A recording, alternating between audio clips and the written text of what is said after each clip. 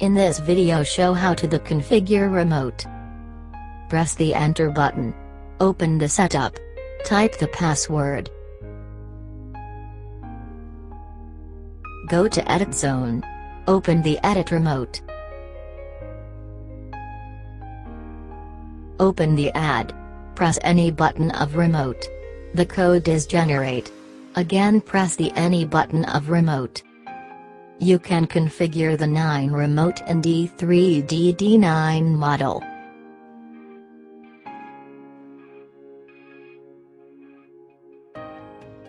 Please check the remote is configured or not.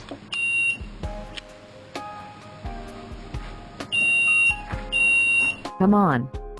Give you family a 24/7 protection with D3D Security Systems.